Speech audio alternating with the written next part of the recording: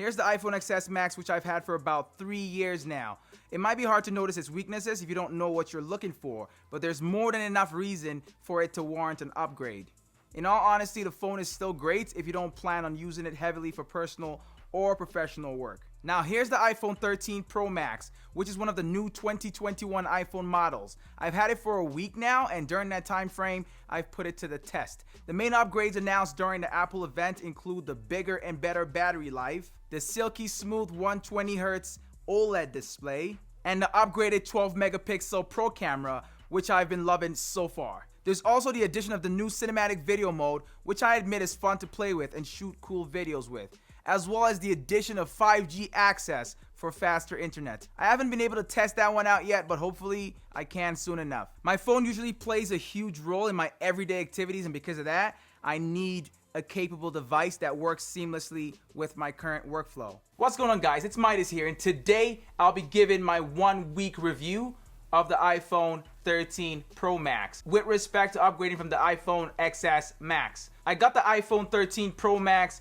mainly because of the screen size as well as all the pro features that comes with that phone as opposed to the other model. For about a week now, I've been using the iPhone 13 Pro Max for the same activities I used the iPhone XS Max for, to see how much value this upgrade is going to provide for me. And so far, to be honest with you guys, I am impressed. I'm impressed, and the 3-year upgrade might just be worth it. Let me break it down into sections for you guys. Let's start with the design. So the iPhone 13 Pro Max comes with a 6.7-inch screen, and this is measured diagonally across the screen. This is great for anyone with big hands or who prefers to work with a larger screen like I do. In comparison, the iPhone XS Max is only 6.5 inches measured diagonally, and that was the largest one from that year. The iPhone 13 Pro Max also has large cameras, so very large cameras. Even the compartment is larger, and this is all for a great cause, which I'll get to later when we start to look at some videos and some photos that I've taken with the iPhone 13 Pro Max. In comparison, the iPhone XS Max only has little guys for cameras. Both phones are quite heavy, and that's expected. They're both the Max editions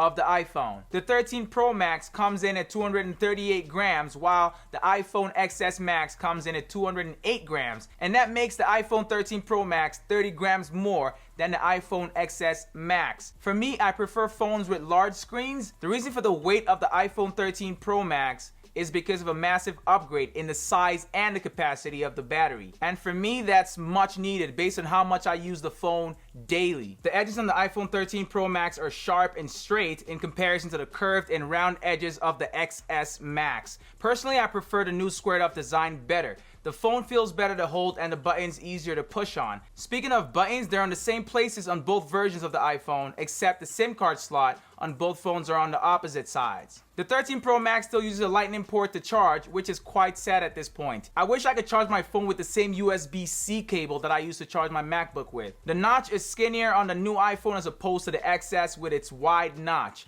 The notch on the 13 Pro Max has the camera at the very top and the front camera at the left, just below the speaker. The XS, on the other hand, has the camera to the left of the speaker, and they're both aligned around the center point of the notch. For me personally, I feel like Apple should just get rid of the notch altogether. The phone is going to look a lot more aesthetically pleasing. Let me know what you guys think about the new notch down in the comment section below. The iPhone 13 Pro Max comes in silver, gold, graphite, and Sierra Blue, the all-new Sierra Blue. The XS Max came in 64, 256, and 512 gigabyte iterations for storage options, but the new iPhone 13 Pro Max comes in 128, 256, 512, and 1 terabyte storage. So for those of you guys that have been wishing and dreaming about having all that storage space on your phone, here's your chance right here. It's going to be especially useful to have that much storage if you're going to be shooting 4K videos and storing them on your phone, especially if you're going to be shooting them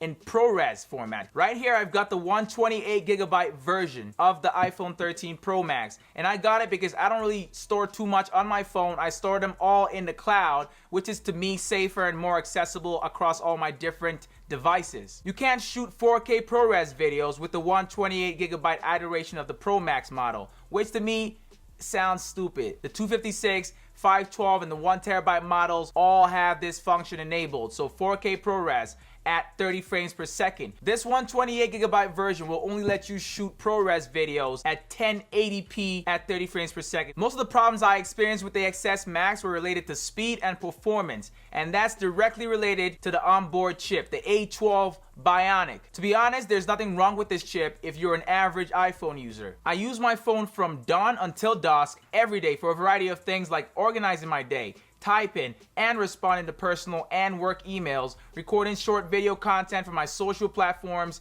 listening to music for 1 to 2 hour gym sessions 6 days a week, watching 4K videos, and even playing mobile games sometimes. I've noticed on multiple occasions that the iPhone XS Max is slow, but I didn't know how slow until I got my hands on the iPhone 13 Pro Max. The 13 Pro Max has Apple's new, and according to them, fastest chip in a smartphone called A15 Bionic. It has Apple's new 6-core CPU and 5-core GPU, as well as a 16-core neural engine. The A12 Bionic has an older 6-core CPU and 4-core GPU with only an 8-core neural engine. In short, the iPhone 13 Pro Max is an overall faster and more efficient phone, and this is because of the A15 Bionic. I also noticed this immensely throughout the week. Also, if you're wondering about the amount of RAM on both of these iPhones, the iPhone 13 Pro Max comes with 6GB of RAM, and the iPhone XS Max comes with 4GB of RAM. According to some Geekbench 5 benchmark comparisons, you can see that there's a huge leap in performance from the iPhone XR to the 13 series. This translates to an instant increment in speed and performance of the 13 Pro Max over the XS Max. Let's talk about the display on the new iPhone 13 Pro Max. The first thing I noticed when I turned on the iPhone was the buttery smooth screen. The screen is super responsive, and it's all because of the new ProMotion technology with adaptive refresh rates up to 120 Hz. The screen can refresh from 10 to 120 times per second, and all kinds of frame rates in between, so it keeps adapting on the fly. It'll intelligently increase the refresh rate when an app demands it, and then reduce it to conserve power when no app is using it. It's mostly only available in first-party Apple applications like Safari as of now, but all third-party applications need is an update to support the feature, and I think we'll get those updates pretty soon. The ProMotion display on the iPhone 13 Pro Max, as well as the A15 Bionic, in combination will be phenomenal for gaming on the phone. So make sure to watch out for that and utilize that if you have the iPhone 13 Pro Max. In comparison, the XS Max does not have this feature. Instead, it has a 60 Hz fixed display, which doesn't change. It's not as smooth or buttery as the iPhone 13 Pro Max, and trust me, it's noticeable. The screen brightness has also been increased from 625 nits to 1000 nits from the XS Max to the 13 Pro Max. I was able to notice this immediately, and it makes the OLED XDR display on the 13 Pro Max look phenomenal. Speaking of, the iPhone XS Max has an OLED HD display as opposed to the XDR display on the iPhone 13 Pro Max. So it's not as good. The battery is one of my favorites of all the new upgrades to the iPhone 13 Pro Max. My XS Max only has a 90% battery health, but that's no reason for me to have to charge it 3 to 4 times a day to keep up with all the things that I do. That's all changed with the bigger batteries in the 13 Pro Max. I put the iPhone 13 Pro Max through a full day in my life earlier in the week to see how long the battery will hold out before dying after a typical day of heavy use. I shot and watched 4K videos, took loads of photos, took calls, listened to music, and a lot of little things in between. The phone lasted all day without a single charge, and I also made sure the screen brightness was at the maximum to push the battery to its limit. I started the day at 8:45 a.m. with 100% battery charge and ended the day at 9 p.m. with a 12% battery charge. That's an insane upgrade in battery capacity from what I'm used to. In fact, according to PC Mag, the 13 Pro Max has the longest battery life of any iPhone ever, with 18 hours of video playback, which is 2.5 hours longer than the 12 Pro Max and 3 hours longer than the regular iPhone 13. That's basically about 10 hours more than the iPhone XS offered me. The next feature we'll talk about here is the camera system. This is probably my favorite upgrade out of all the new upgrades to the iPhone 13 Pro Max. There's also the fact that there's not as much zoom range as there is with the 13 Pro Max on the XS Max. Basically what I'm saying is that the camera on the iPhone XS Max is subpar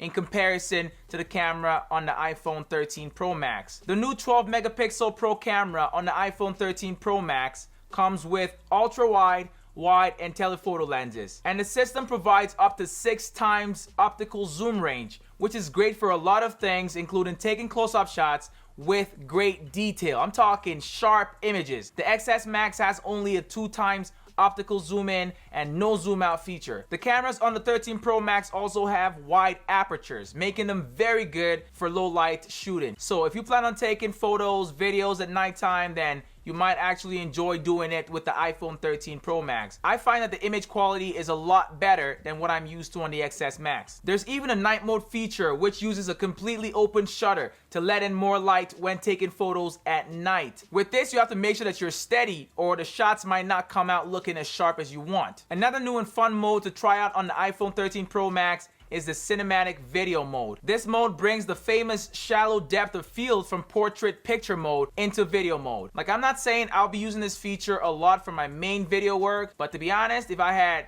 no mirrorless camera or DSLR camera, I would probably use this a whole lot more than I plan to use it for. So far, I've been using it to record my workout sessions in a vertical orientation, sometimes in a horizontal orientation as well. Honestly, the technology is only going to improve from here on out. It's not going to go backwards, at least I hope not. I'm going to be using it for a lot of run and gun stuff as well as short form video content. I can guarantee that cinematic video mode is going to be fun to use, so go ahead and try it out if you're going to be picking up an iPhone 13 Pro Max or any of the iPhones for that matter. They all have access to cinematic mode. ProRes video recording is also now possible on the 13 Pro Max, up to 4K at 30 frames per second. ProRes video basically works well in editing softwares, giving editors more control over the quality of the video. This is a cool feature to use if you edit videos in softwares like Final Cut Pro, DaVinci's Resolve, and the likes. 1 minute of recording ProRes video, I'm talking 4K ProRes, on the iPhone 13 Pro Max takes up 6 gigabytes of data. And this is probably why Apple decided to keep the 4K ProRes recording to the 256, 512, and 1 terabyte storage variations. The 128 gigabyte variation can only record ProRes videos up to 1080p at 30 frames per second. So that's pretty good too, but if you care about 4K, just go ahead and get a 256 or more. To be honest with you guys, I really wish the 4K ProRes video was also on the 128 gigabyte version. I love having a lot more to work with, and I know that's what 4K ProRes is going to offer. It might not be the best this year, it might be better next year with 60 frames per second and stuff like that. You can also completely edit 4K or 1080p ProRes videos directly off of the iPhone. So every work can be done on the iPhone. Everything from the shooting all the way to the editing to the posting on your social media platform or wherever you're going to post it. Another feature that I need to mention is the Dolby Vision HDR recording up to 4K at 60 frames per second. And this one is available on all of the different iPhone 13 models, but the iPhone XS Max